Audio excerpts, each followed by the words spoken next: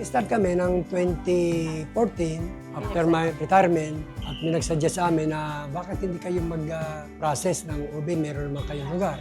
Nag-isip kami hanggang sa napili naming buwan, December 6, 2014, para yung Christmas season, meron na kaming customer kaagad.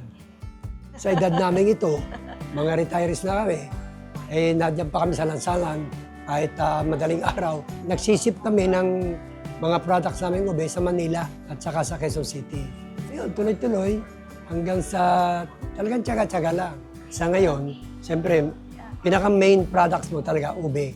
Pero nagdagdag kami ng ibang additional na item na hindi konektado sa ube.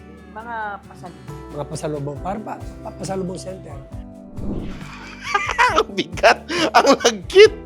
Mahirap siya! Uy, ang bigat dito. Walang biro. Kaya pag bumili kayo ng halaya, ha, huwag na kayong tumawad, ha. Ang hirap itong gawin. 11 years na po akong nag-uube, kaya pagka peak season, marami pong nag-order. Nakakapagod talagang pagtiyagaan kasi kailangan ng magampanan yung mga nag-order. Talagang mahirap. Akala ko aayaw na ako sa paghahalot. Umpisa lang pala yung mahirap gawin. Talagang parang baliwala na sa'yo pag ikay matagal na.